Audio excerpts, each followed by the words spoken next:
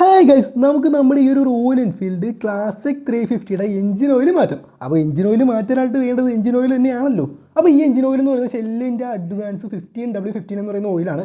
ആമസോണിൽ നിന്നാണ് ഞാൻ മേടിച്ചിരിക്കുന്നത്. അതിൻ്റെ കൂടെ ഞാനൊരു ഓയിൽ ഫിൽറ്റർ വാങ്ങിയിട്ടുണ്ട്. അപ്പോൾ ഈ ഒരു ഓയിൽ ഫിൽറ്ററിൻ്റെ വില 80 രൂപയും ഓയിലിൻ്റെ വില 800 രൂപയും ആട്ടോ. അപ്പോൾ നമുക്കിത് സിമ്പിളായിട്ട് നമുക്ക് വീട്ടിൽ തന്നെ മാറ്റാൻ പറ്റുന്നൊരു കാര്യമാണെന്ന് ഞാൻ ആദ്യമേ പറയുന്നു.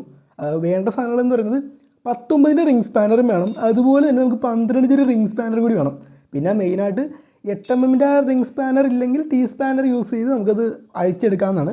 അപ്പോൾ നമുക്ക് കഥകളിലോട്ട് പോവാം. ഫസ്റ്റ് തന്നെ നമുക്ക് ആ ചെറിയ ഡ്രൈനിട്ട് ഊരിയെടുക്കാം. അപ്പോൾ ഈ ചെറിയ ഡ്രൈനിട്ട് എന്ന് പറഞ്ഞാൽ 12mm സോറി 12mm ആ ഒരു ഡ്രൈനിട്ട് നമുക്ക് അഴിക്കാനായിട്ട് നമുക്ക് കറക്റ്റ് ഡയറക്ഷൻ നോക്കി തന്നെ തിരിക്കുക കേട്ടോ.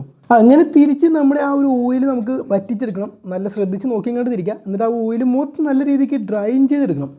ഡ്രൈൻ ചെയ്തെടുക്കുക എന്ന് പറയുമ്പോൾ നല്ല രീതിക്ക് തന്നെ വറ്റിച്ചെടുക്കാം. നമുക്ക് വേണമെങ്കിൽ ഒരു സിമ്പിളായിട്ടൊരു ഐഡിയ കൂടി പറഞ്ഞുതരാം. നമ്മുടെ ഈ ഒരു ഓയിൽ ക്യാപ്പ് ജസ്റ്റ് ഒന്ന് തുറന്ന് വെക്കുക. അപ്പോൾ പെട്ടെന്ന് നമുക്കത് ഒന്നും കൂടി ലൂസ് ചെയ്ത് നല്ല രീതിക്ക് നമുക്ക് ആ ഓയിൽ വറ്റിച്ചെടുക്കാൻ പറ്റുന്നതാണ്. ഇനി നെക്സ്റ്റ് എന്ന് പറയുന്നത് ഇതിൻ്റെ അടിയിലൊരു ഫിൽറ്റർ ഉണ്ട്. ഇത് 12 അല്ല, നമുക്ക് 8mm ടീ സ്പാനറോ റിംഗ് സ്പാനർ യൂസ് ചെയ്ത് വേണം അത് തുറക്കാൻ. ശ്രദ്ധിച്ചിങ്ങോട്ട് തുറന്നാൽ മതി, വേറെ കുഴപ്പമൊന്നുമില്ല. നേരെ തുറന്നെടുക്കുക, എന്നിട്ട് നേരെ അതിൻ്റെ അകത്തുള്ള ഓയിൽ അങ്ങോട്ട് വറ്റിച്ച് വിടുക. അത്രേ കാര്യങ്ങളുള്ളൂ. ഇത് വലിയ പാടുള്ള കാര്യമൊന്നുമല്ല ഈ വണ്ടിയുടെ എഞ്ചിൻ ഓയിൽ മാറ്റുന്നത്. പക്ഷേ ഈ പഴയ യൂസ് മോഡലിൽ നിങ്ങൾ ശ്രദ്ധിക്കേണ്ട ഒരു കാര്യമുണ്ട്. അത് ഈ വീഡിയോയുടെ അവസാനം കാണുമ്പോൾ നിങ്ങൾക്ക് കാര്യങ്ങൾ ഏകദേശം തീരുമാനം കേട്ടോ. അപ്പോൾ ഇതാണ് നമ്മൾ അതിൻ്റെ അടിയിലെ ഫിൽറ്റർ എന്ന് പറയുന്നത്. അപ്പോൾ ആ സംഗതി നമ്മൾ ഊരി എടുത്തിട്ടുണ്ട്. ഇത് ക്ലീൻ ആക്കി ഇനി വെക്കണം നമുക്ക് രണ്ടാമത് പുതിയ ഓയിൽ ഒഴിക്കുന്നതിന് മുമ്പായിട്ട്. അപ്പോൾ നമ്മളത് ഊരിയെടുത്തു. ഇനി മെയിൻ സംഗതി എന്ന് പറയുന്നത് ഈ ഒരു ഓയിൽ ഫിൽറ്ററാണ്. സൈഡിലായിരിക്കും ഈ ഒരു ഓയിൽ ഫിൽറ്റർ ഇരിക്കുന്നത്. ജസ്റ്റ് അതൊന്ന് ഊരിയെടുക്കുക. ജസ്റ്റ് ഒന്ന് ഊരിയെടുത്ത് കഴിയുമ്പോൾ തന്നെ നമുക്ക് ആ ഒരു ഓയിൽ ഫിൽറ്റർ കാണാൻ പറ്റുന്നതാണ്. ഓയിൽ ഫിൽറ്റർ എപ്പോഴും പുതിയത് ഇടുന്നതാണ് എപ്പോഴും നല്ലത്. നമുക്ക് ആ പഴയത് റീപ്ലേസ് ചെയ്ത് പുതിയത് വെക്കുന്നതാണ് എപ്പോഴും നല്ലത്.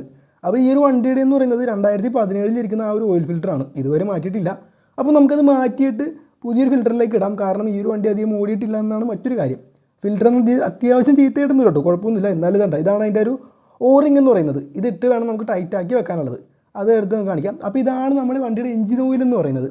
അത്യാവശ്യം നല്ല കരിയായിട്ടുണ്ട്. അതുപോലെ തന്നെ നിങ്ങൾക്ക് മറ്റൊരു സംഗതി കൂടി കാണിച്ചു തരാം. ഇത് നമ്മുടെ ഫിൽറ്ററാണ്. വലിയ കാര്യമായി അഴുക്കൊന്നുമില്ലെങ്കിൽ പോലും നല്ല രീതിക്ക് ക്ലീനാക്കി തന്നെ വെച്ചിട്ടാണ് നമുക്ക് അകത്തോട്ട് വെക്കാൻ. ഇതുണ്ടോ സ്ലെഡ്ജ് ഡെപ്പോസിറ്റ് കണ്ടോ? ആ വണ്ടിയുടെ അകത്തുള്ള സംഗതിയൊക്കെ ഇങ്ങനെ ഉരുകി വന്നൊക്കെ ഐറ്റമാണ് കാണുന്നത്. സ്ലെഡ്ജാണ്, അത്യാവശ്യം നല്ല ചെറിയ സ്ലെഡ്ജ് ഉണ്ട്. ഒരുപാടൊന്നും പറയാൻ പറ്റില്ല. നിങ്ങൾ ആ ഒരു കരി കണ്ടോ? കരി കുത്തിയിരിക്കുന്നത് പോലെ ഉണ്ടോ? അഴുക്കാണ് ആ ഒരു സംഗതിയൊക്കെ പറഞ്ഞിട്ടുള്ളത്. അതിൻ്റെ അഴുക്കാണ് ആ പൊങ്ങിയിരിക്കുന്നത്. കാണുമ്പോൾ തന്നെ നല്ല രസമായിട്ടൊക്കെ തോന്നുന്നില്ലേ? അപ്പോൾ നമുക്ക് ഇതൊക്കെ ക്ലീൻ ചെയ്തിട്ട് വേണം നമുക്കിനി രണ്ടാമത് വെക്കാനായിട്ട്. അപ്പോൾ നമുക്ക് സംഗതിക്കെല്ലാം ക്ലീനാക്കി വെച്ചിരിക്കുകയാണ്. ഇനി നമുക്ക് ക്ലീനാക്കി വെച്ചിട്ട് വേണം എല്ലാം സെറ്റ് ചെയ്യാൻ. അതിന് മുമ്പ് ഒരു കോമഡി ഉണ്ട്. നമ്മൾ ഈ എഞ്ചിൻ ഓയിൽ വണ്ടിയിൽ നിന്ന് മാറ്റുന്ന സമയത്ത് ശ്രദ്ധിക്കുക. ഇല്ലെങ്കിൽ നമ്മുടെ തറയെല്ലാം വൃത്തികേടായി കിടക്കും. അപ്പോൾ തറയെല്ലാം ക്ലീനാക്കി വെക്കുക. ക്ലീനാക്കി വെക്കാന്ന് വെച്ചാൽ ശ്രദ്ധിച്ച് നോക്കിക്കാണ്ട് തുറന്നാൽ മതി. ഇല്ലെങ്കിൽ എല്ലായിടത്തേക്കും ഇതുപോലെ ആയി കിടക്കും. അങ്ങനെ നമ്മുടെ സംഗതികളെല്ലാം ഞാൻ ക്ലീനാക്കി വെച്ചിരിക്കുകയാണ്. അപ്പോൾ ഇനി ഒന്നും ചെയ്യാനില്ലെന്ന് വെച്ചാൽ നേരെ വെച്ചാൽ മതി. എല്ലാം നല്ല രീതിക്ക് ഞാൻ ക്ലീനാക്കി എടുത്തു. അപ്പോൾ നമ്മൾ അഴിച്ച സാധനങ്ങളെല്ലാം അതേ രീതിയിൽ തന്നെ തിരിച്ച് വെക്കുക എന്നതാണ് നെക്സ്റ്റ് പരിപാടി എന്ന് പറയുന്നത്. ഈ ഓയിൽ മാറ്റാനുള്ള ഏറ്റവും സിമ്പിൾ പരിപാടി എന്ന് വെച്ചാൽ ഇങ്ങനത്തെ വണ്ടിക്കൊക്കെയാണ് ഇങ്ങനത്തെ കാര്യങ്ങളുള്ളത്. സാധാ വണ്ടിക്കാണെങ്കിൽ ജസ്റ്റ് ആ ഡ്രൈനിട്ട് അഴിക്കുക, ഓയിൽ അങ്ങോട്ട് തുറന്നു വിടുക, ഓയിൽ ഫിൽറ്റർ മാറുക. അപ്പോൾ ഈ വണ്ടിയുടെ കാര്യങ്ങളൊക്കെ നമ്മൾ അഴിച്ച പോലെ തന്നെ തിരിച്ചെല്ലാം സെറ്റ് ചെയ്ത് വെക്കുക. അപ്പോൾ എനിക്കൊരു കോമഡി കിട്ടിയിട്ടുണ്ട്, ഞാൻ പറഞ്ഞുതരാം. സംഗതി നമ്മൾ ഈ ഡ്രൈനിട്ട് അഴിച്ചപ്പോൾ നമ്മുടെ വണ്ടിയുടെ അകത്തിരിക്കുന്ന ലോക്കിൻ്റെ ത്രെഡ് പോയിട്ടുണ്ടെന്ന് വെച്ചാൽ സംഗതി പണി കിട്ടിയിട്ടുണ്ട്. ഇനി നമുക്ക് ഈ വണ്ടി ഒന്നിലും ചെയ്യാൻ പറ്റത്തില്ല. ഇനി നമുക്കിത് അഴിക്കണമെന്നുണ്ടെങ്കിൽ ലൈറ്റ് കൊണ്ട് കൊടുത്ത് ടൈറ്റ് ചെയ്ത് വെക്കണം. അതിൻ്റെ അകത്തുള്ള ത്രെഡാണ് പോയി കിടക്കുന്നത്. അത് ഓവറായിട്ട് ടൈറ്റ് ചെയ്താണ് നമ്മൾ തുറന്നത്. അതുകൊണ്ടുള്ള ത്രെഡ് പോയിട്ടുണ്ട്. പഴയ ക്ലാസിക് മോഡൽ ഈ റോയൽ എൻഫീൽഡ് യൂസ് ചെയ്യുന്നവരുടെ പ്രത്യേക ശ്രദ്ധയ്ക്ക് നോക്കിയും കണ്ടും തുറന്നില്ലെങ്കിൽ പണി കിട്ടും. നല്ല പണിയാണ് ഇപ്പോൾ എനിക്ക് കിട്ടിയിരിക്കുന്നത്. അപ്പോൾ നമുക്കിൻ്റെ ഇത് എങ്ങനെ സാധനങ്ങൾ വെക്കണമെന്ന് പറഞ്ഞുതരാം.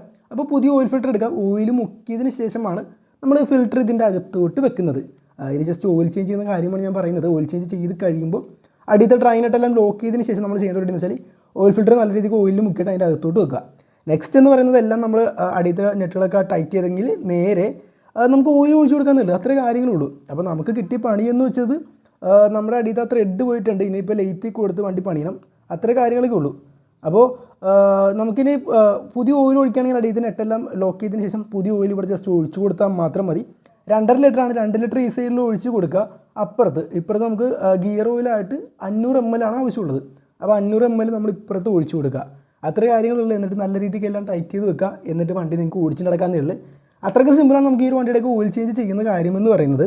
അപ്പോൾ നമ്മുടെ വണ്ടിക്ക് അടിയത് ആ നെറ്റിൻ്റെ പണി ഇട്ടിട്ടുണ്ട്, അതിൻ്റെ ത്രെഡ് പോയിട്ടുണ്ട്. ഇപ്പോൾ നമ്മുടെ വണ്ടി ലെയ്ത്തി കൊടുത്ത് സംഗതിയൊക്കെ കിട്ടിയിട്ടുണ്ട്, സംഗതി റെഡിയാക്കി ഇട്ടിട്ടുണ്ട്. അപ്പോൾ നമ്മൾ ലൈറ്റിൽ കൊടുത്ത് ഓയിലടക്കം മാറിക്കൊണ്ടാണ് നമുക്ക് വന്നിരിക്കുന്നത്. അപ്പോൾ ഈ അടിയത്തെ ഈ 12 mm നെറ്റിനാണ് ആ ഒരു പണി കിട്ടിയിരിക്കുന്നത്. അതിൻ്റെ ത്രെഡാണ് പോയത്. അതുപോലെ തന്നെ 19-ൻ്റെയും പോയി കിടക്കുന്നുണ്ട്. 19-നും ത്രെഡ് പോയി. അത് ഞാൻ തിരിച്ചതിൻ്റെ പ്രശ്നമാണ്. ലോക്ക് ചെയ്യുന്ന രീതിക്കാണ് തിരിച്ചത്. പിന്നെ ശ്രദ്ധിച്ച് തിരിച്ചില്ലെങ്കിൽ ഇതുപോലത്തെ പണി കിട്ടും. അപ്പോൾ നമ്മുടെ വണ്ടിക്ക് ഇതാണ്ട് ഇപ്പോൾ വർക്ക്ഷോപ്പിൽ കൊടുത്തപ്പോൾ അടുത്ത പണിയും കൂടി കിട്ടിയിട്ടുണ്ട്. വണ്ടിയിൽ മൊത്തം പെയിൻ്റ് ആയിട്ടുണ്ട്. ഇനി ഈ പെയിൻറ്റ് നമുക്ക് ക്ലിയർ ചെയ്തെടുക്കണം. അപ്പോൾ ഈ വണ്ടിക്ക് ഞാനിപ്പോൾ പുതിയതായിട്ട് ഇട്ട പേരെന്ന് പറഞ്ഞാൽ ലക്കി ഭാസ്കർ എന്നാണ്. ഈ വണ്ടിയുടെ ഒരു പണി തീരുമ്പോൾ അടുത്ത പണി വരും. അതുകൊണ്ട് ഈ വണ്ടിക്ക് നമ്മളിട്ട പുതിയ പേരാണ് ലക്കി ഭാസ്കർ. അപ്പോൾ ഈ വീഡിയോ നിങ്ങൾക്ക് ഇഷ്ടപ്പെട്ടെന്ന് വിചാരിക്കുന്നു. ഇഷ്ടപ്പെട്ടാൽ ലൈക്ക് ചെയ്യുക, ഷെയർ ചെയ്യുക, പറ്റുമെങ്കിൽ സബ്സ്ക്രൈബ് ചെയ്യുക. അപ്പോൾ സിമ്പിളായിട്ട് ഓയിൽ മാറ്റുന്ന വീഡിയോ ആണ് നമ്മൾ ചെയ്തത്. പണി കിട്ടിയ വീഡിയോ എങ്ങനെയുണ്ട്?